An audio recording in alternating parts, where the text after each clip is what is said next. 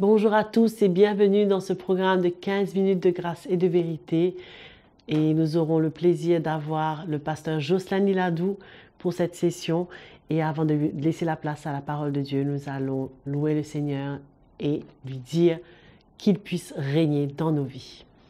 Alléluia. J'exalte ton nom, Jésus. Toi, l'agneau sur le trône, tu règnes au-dessus de tout. Toi, Seigneur, sauveur de ma vie, j'exalte ton nom, Jésus. Toi, l'agneau sur le trône, tu règnes au-dessus de tout. Toi, Seigneur, sauveur de ma vie, c'est toi qui règnes, c'est toi qui vis, c'est toi qui règnes dans mon cœur et à jamais. Jésus, tu règnes, Jésus, tu vis, Jésus, tu règnes dans mon cœur et à jamais, et à jamais,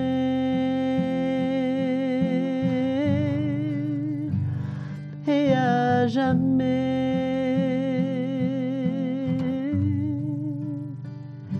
et à jamais. Alléluia, que le Seigneur règne dans nos cœurs. Allons écouter la parole de Dieu.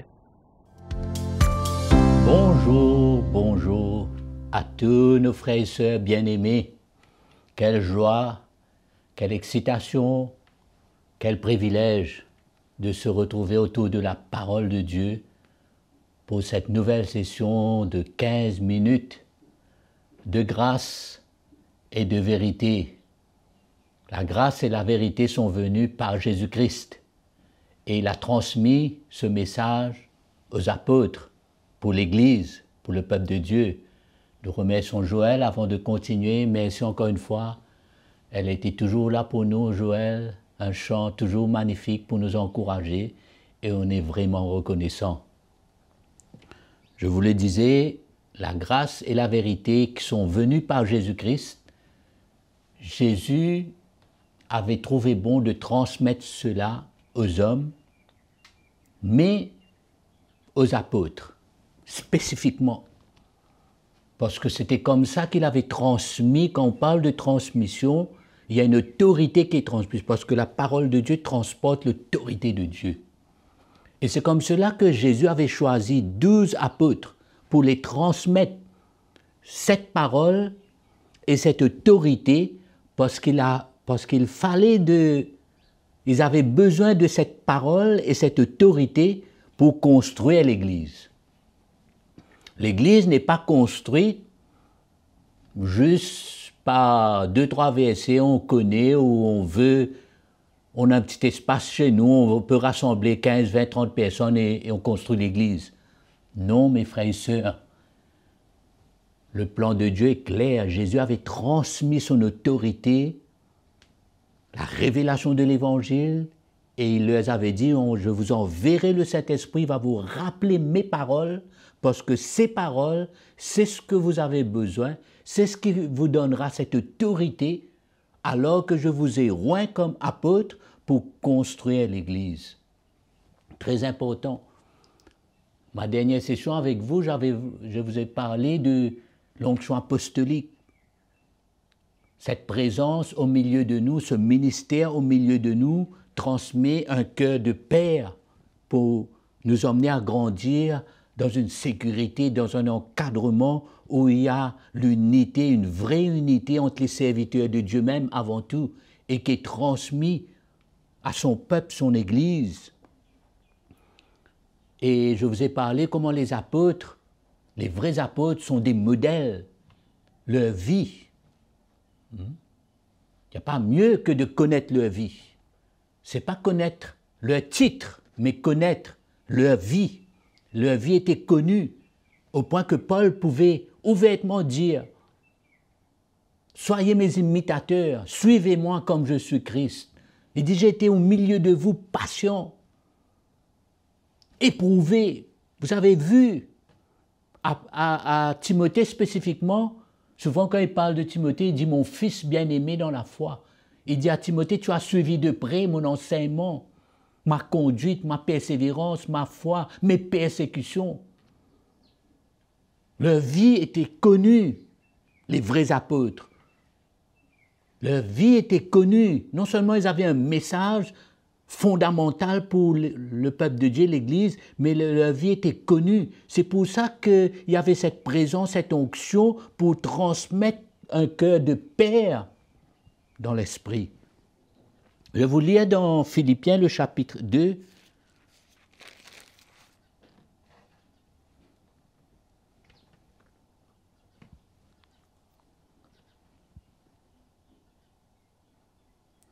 Paul écrit à l'Église ici, il dit « J'espère » dans le chapitre 2, Philippiens le chapitre 2, je lis à partir du verset 19, Paul écrit, il dit « J'espère dans le Seigneur, Jésus vous envoyez bientôt Timothée. » Je vous ai mentionné la dernière fois comment Paul priait pour l'Église, comment il avait à cœur et comment souvent il a envoyé un de ses collaborateurs, parce que Paul travaillait en équipe. Voilà encore un signe d'un vrai apôtre. L'onction apostolique travaillait en équipe. Il y a un respect dans l'équipe, il y a une considération, il y a une obéissance et une soumission par rapport à l'onction que chacun transmet, chacun porte par rapport à l'appel de Dieu. Et là, il dit, « J'espère dans le Seigneur Jésus vous envoyer bientôt Timothée afin d'être encouragé moi-même par les nouvelles que j'aurai de vous. » Paul était concerné de l'état du peuple de Dieu. Et il avait envoyé un de ses collaborateurs, qui souvent il exprime ses collaborateurs même comme étant ses fils engendrés par le message qu'il transmettait. Verset 20 dit « Car je n'ai personne qui partage mes sentiments pour se soucier sincèrement de votre situation. Tous, en effet, cherchent leurs propres intérêts et non ceux du Christ. Vous savez qu'il a fait ses preuves et que comme un enfant auprès de son père, voilà cette relation. Encore une fois, on voit que l'onction et le ministère apostolique engendrent des fils et des filles dans l'Évangile et cela transmet un sentiment d'un père, une présence pour la sécurité et la protection de l'Église et la sécurité et la protection de la bonne et saine doctrine de Jésus-Christ. Amen. Vous savez qu'il a fait ses preuves et que comme un enfant auprès de son Père, il s'est consacré avec moi au service de l'Évangile. Pas pour mon propre intérêt. Moi, Paul, je veux qu'il soit avec moi, il me serve, non, mais pour l'intérêt et l'avancement de l'Évangile, le progrès de l'Évangile. Amen. J'espère que, j'arrive pas souvent à trouver les bons mots, mais j'espère que vous arrivez à saisir ce que j'ai envie de vous partager ce matin, ce plan de Dieu, cette grâce extraordinaire. L'onction et le ministère apostolique, c'est une présence, c'est un sentiment dans l'esprit qui emmène une sécurité. Ils sont là comme des modèles. L'apôtre Paul dit, on est dans Philippiens, on peut lire aussi encore un verset dans Philippiens, le chapitre 3. Paul peut se permettre de dire, soyez, le chapitre 3, verset 17, soyez mes imitateurs, frères, portez les regards sur ceux qui marchent selon le modèle que vous avez en nous. Paul a laissé un modèle par sa vie. C'est pourquoi aujourd'hui on va reconnaître de plus en plus le vrai serviteurs. Le vrai ministère apostolique par leur vie, par le message qu'ils transmettent et par leur vie, leur patience, le sentiment qu'ils transportent dans leur cœur pour la sécurité et l'épanouissement de l'Église.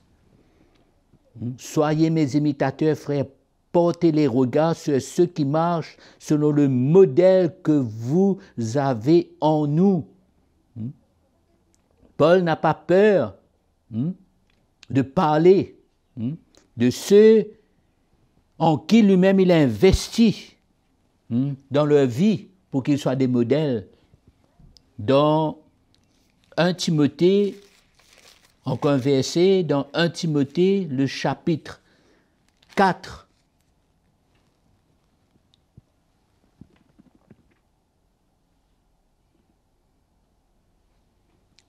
Paul dit à Timothée, Timothée qui l'a encouragé et qui le suit, à un moment donné, dit à Timothée lui-même, il dit que personne ne méprise ta jeunesse, mais sois un modèle pour les fidèles en parole, en conduite, en amour, en foi, en pureté. Parce que c'est ça que Paul lui-même, il a transmis à Timothée, son fils, dans la foi. Lui-même, il a été ce modèle-là pour Timothée. Et maintenant, en retour, il dit à Timothée, ben, tu as suivi de près. Il avait laissé Timothée à un moment donné à s'occuper d'une église. Et il dit à Timothée, ben, sois un modèle. Tu peux être jeune, mais ta vraie force va être dans le fait que tu seras un modèle dans ta vie. Voilà ce qui va être ta force. On peut te regarder et dire tu es jeune, mais ce qui va faire ta force pour que personne ne méprise ta jeunesse, c'est le fait que tu seras un modèle. Modèle que toi-même tu as suivi. Un modèle en parole, en conduite, en foi et en pureté. Ça, mes frères et sœurs, ce n'est que la vérité de l'Évangile qui peut produire ces qualités en nous, ces éléments de notre vie dans l'esprit. Mon encouragement pour vous ce matin, c'est de comprendre quel temps que nous vivons.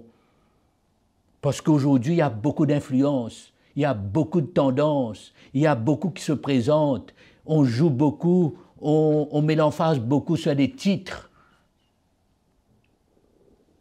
Mais quand je lis la parole de Dieu, je vois quel sentiment dans l'esprit est engendré quand il y a devant nous un vrai serviteur de Dieu, le vrai ministère apostolique qui engendre dans l'esprit ces qualités pour être des modèles, pour être un exemple pour notre vie, que les autres puissent voir. C'est ça qu'il dit à Timothée. C'est ça qu'il dit à Timothée. Un dernier verset dans Timothée, toujours le même chapitre, 1 Timothée, le chapitre 4, verset 15, il dit « Applique-toi et sois entier à cette tâche, afin que tes progrès soient évidents pour tous. » Tes progrès soient évidents pour tous, c'est-à-dire choses qu'ils peuvent voir en toi. Que non seulement tu prêches un message, non seulement tu prêches un évangile, mais ta vie démontre ce que tu prêches.